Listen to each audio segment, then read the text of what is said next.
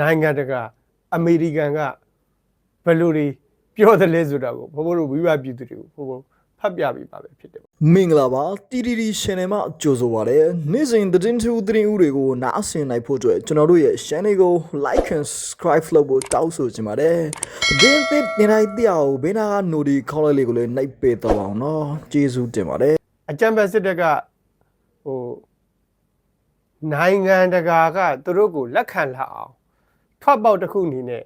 ဒီရွေးကောက်ပွဲအတူကြီးကိုလှုပ်တာဗျာသိရမလားသူအာဆီယံမှာလည်းနေရာမရဘူးကုလသမဂ္ဂမှာလည်းနေရာမရအောင်เนาะအဲ့တော့သူတရုတ်နဲ့တာ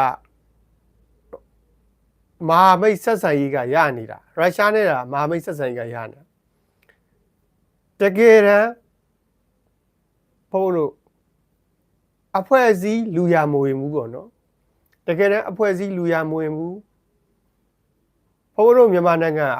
အရှေ့တောင်အာရှအာဆီယံထဲမှာပါတယ်သူအာဆီယံထဲမှာကျင့်ဖက်ခံထားရတယ်မင်းအောင်လှိုင်ကကုလသမဂ္ဂမှာလည်းကျင့်ဖက်ခံထားရတယ်ဒါကြောင့်မင်းအောင်လှိုင်ကတရုတ်နဲ့ပဲဆက်ဆံရုရှားနဲ့ပဲဆက်ဆံနော်မြောက်ကိုရီးယားနဲ့ပဲတွေ့မိုဒီနဲ့ပဲတွေ့အဲ့ဒါတွေကအရေးမကြီးဘူးအဲ့ဒါတွေကသူကပုံကိုကြီးအရာတွေ့လို့ရတယ်တကယ်တမ်းဖိုးတို့လူရဝင်တာကနော်တကယ်တမ်းလူရဝင်တာကသူ့ကိုအာဆီယံကလက်ခံမှကုလသမဂ္ဂလက်ခံမှသူကလူရဝင်တာအခုသူရွေးကောက်ပွဲလုပ်တယ်ဆိုတာကလည်းသူ့ကိုအာဆီယံကလက်ခံဖို့ကုလသမဂ္ဂကလက်ခံဖို့အတွက်သူကဒီရွေးကောက်ပွဲကိုထွက်ပေါက်တစ်ခုအနေနဲ့လုပ်တာဗျာနော်ထွက်ပေါက်တစ်ခုအနေနဲ့လုပ်တာအခုသူကဒီရွေးကောက်ပွဲကိုထွက်ပေါက်တစ်ခုအနေနဲ့လုပ်ပြင်မဲ့လေနော်အာဆီယံကလည်းသူရွေးကောက်ပွဲကိုလက်မခံဘူးကုလသမဂ္ဂကလည်းလက်မခံဘူးနော်အမေရိကန်ကလည်းလက်မခံဘူးဒီကနေ့မင်းအောင်လှိုင်ရဲ့ရွေးကောက်ပွဲကိုအမေရိကန်ကဘာပြောလိုက်လဲဆိုတာကိုဖဖို့ကပြည်သူတွေကိုပြောပြပေးပါပဲဖြစ်တယ်အမေရိကန်ပြောတာအားရစရာကြီးနော်မြန်မာနိုင်ငံတော်လှန်ရေးနဲ့ပတ်သက်ပြီးတော့အမေရိကန်ကအတန်တိတ်နေတာကြာပြီ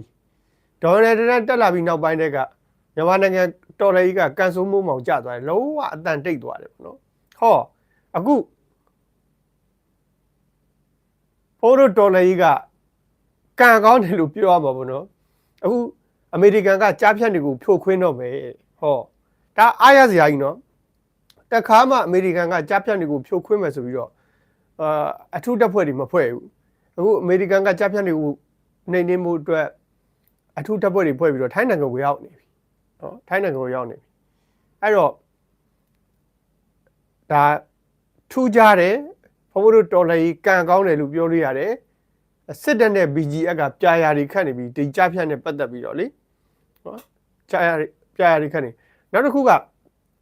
ဒီရွေးကောက်ပွဲနဲ့ပတ်သက်ပြီးတော့အခုအမေရိကန်မှာနော်မကြသေးဘူးလွန်ခဲ့တဲ့2 ရက်လောက်ကမှမြန်မာနိုင်ငံဒီကြားဖြတ်ကိစ္စဒီရွေးကောက်ပွဲကိစ္စတွေကိုအမေရိကန်မှာဆွေးနွေးကြတာပေါ့လွှတ်တော်အမတ်တွေအမေရိကန်မှာဆွေးနွေးကြတာအဲ့ဒါနဲ့ပတ်သက်ပြီးတော့မင်းအောင်လှိုင်စစ်တပ်ကလုပ်မဲ့ဒီရွေးကောက်ပွဲကိုအမေရိကန်ကလွှတ်တော်အမတ်တွေတညီတညွတ်တဲ့ဘယ်လိုပြောကြတယ်လဲဆိုတာကိုဖုံဒါဒီကနေ့မျှဝေပေးမယ်ပေါ့နော်မျှဝေပေးမယ်ပထမဦးဆုံးအနေနဲ့နော်မြန်မာနိုင်ငံကုလသမဂ္ဂအထူးကိုယ်စားလှယ်မြန်မာနိုင်ငံအတွက်တိတက်ကုလသမဂ္ဂရဲ့အထူးကိုယ်စားလှယ်မစ္စတာတွမ်အင်ဒရူးကဘာပြောလဲဆိုရင်ဒီအကြမ်းဖက်စစ်အုပ်စုကလုပ်မဲ့ရွေးကောက်ပွဲကအတုသာဖြစ်တယ်တဲ့နော်အတုသာဖြစ်တယ်တဲ့ကဲအားရပါရယူပြောချတာနော်အတုတဲ့နော်ဘာမှပြောတာလဲဆိုရင်ကုလသမဂ္ဂရုံးချုပ်ကသတင်းစာရှင်းလင်းပွဲမှာကိုပြောတာမပြောပါနဲ့ဆိုပြီးတော့ပြောတော့လေလူပုံလည်းမှာပြောချတာဒါကုလသမဂ္ဂဆိုတာနိုင်ငံပေါင်း190ကျော်နဲ့ဖွဲ့စည်းထားတာအဲ့ဒီကုလသမဂ္ဂရုံးချုပ်ကသတင်းစာရှင်းလင်းပွဲမှာကိုမြန်မာနိုင်ငံအထူးကိုယ်စားလှယ်မစ္စတာတွမ်အင်ဒရူးကဒါမြန်မာနိုင်ငံနဲ့ပတ်သက်တဲ့ဒီသတင်းကိုသူကရှင်းလင်းပွဲလုပ်တာပေါ့နော်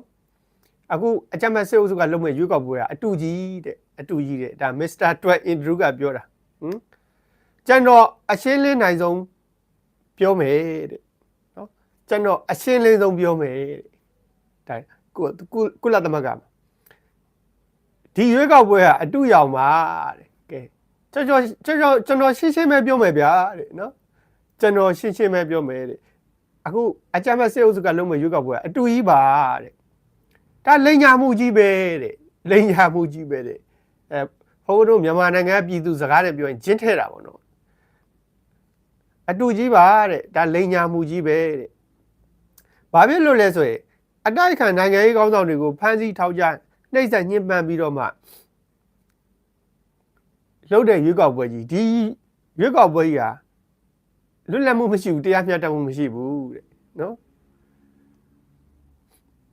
အတိုက်ခံနိုင်ငံရေးကောင်းဆောင်တွေကိုဖမ်းဆီးနှိပ်စက်ညှဉ်းဆဲတဲ့လှုပ်တဲ့ဒီရွေးကောက်ပွဲကြီးဟာနော်လွတ်လပ်မှုမရှိဘူးတရားမျှတမှုဒါကြောင့်ကျွန်တော်ကအတူရောင်လို့ပြောတာတဲ့လိန်ညာမှုကြီးလို့ပြောတာတဲ့ကဲအရင်ကောင်းတယ်ပေါ့နော်တူရင်းနဲ့လူရင်းပဲပြောတယ်နောက်မကြသေးမီကဟောကမ္ဘာမှာအထူးခြားဆုံးဖြစ်စဉ်တစ်ခုပေါ့ဘုရားတို့ကမ္ဘာမှာအဖွဲ့လေးကတိတိလေးအရှေ့တောင်အာရှအာဆီယံနိုင်ငံဆိုတဲ့အဖွဲ့ဟာတိတိလေးအဲ့ဒီအဖွဲ့လေးတိတိကလေးကလှုပ်တဲ့အာဆီယံထိပ်သီးစည်းဝေးပွဲကိုအမေရိကန်သမ္မတကြီးဒေါ်နယ်ထရန့်တက်ရောက်လာတာနော်ဘုရားတို့မိဘပြည်သူတွေမှတ်မိမယ်ထင်တယ်နော်အဲ့ဒီအာဆီယံထိပ်သီးစည်းဝေးပွဲကြီးကိုတက်ရောက်လာတဲ့ထဲမှာနော်ကုလသမဂ္ဂရဲ့အထွေထွေအတွင်းမှုချုပ်အန်တိုနီဂူတာရက်လည်းပါတယ်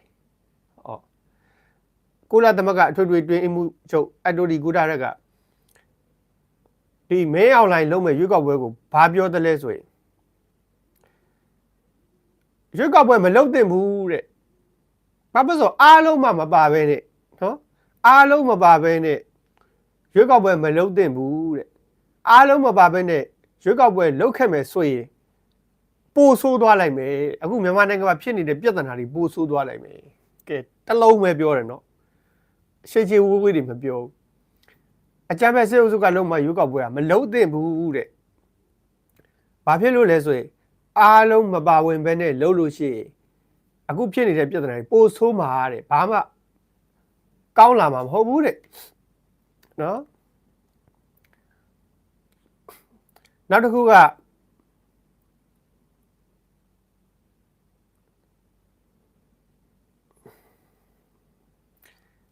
အဲ့ဒီအာဆီယံထိပ်သီးစည်းဝေးပွဲမှာ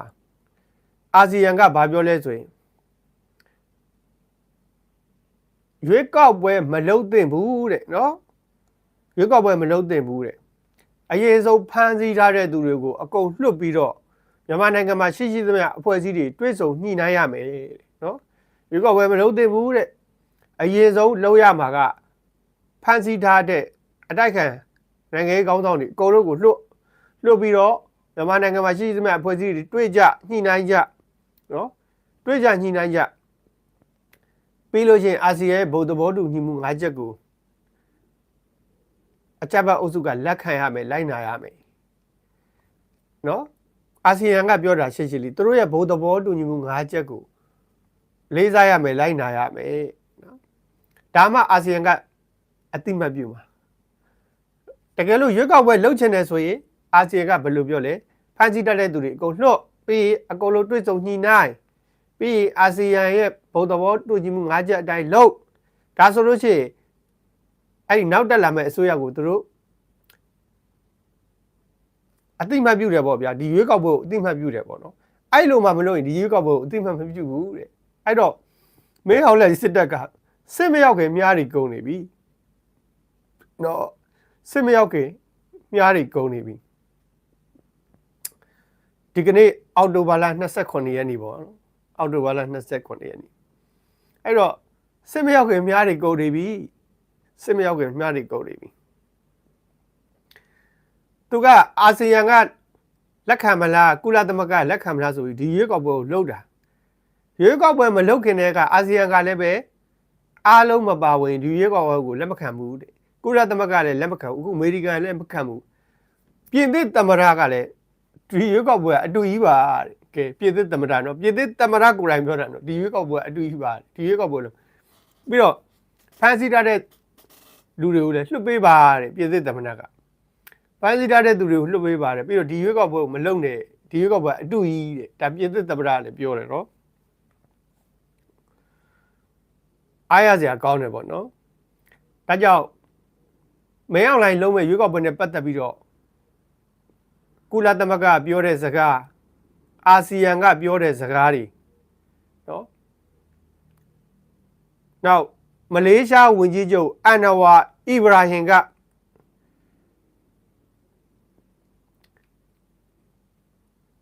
အာဆီယံစီဝေးပွဲကြီးမလုပ်ခင်ပါဘူးမြန်မာနိုင်ငံကဒီအကြမ်းဖက်စစ်တပ်မဟုတ်တဲ့အဖွဲ့28ဖွဲ့နဲ့သူတွေ့ခဲ့တယ်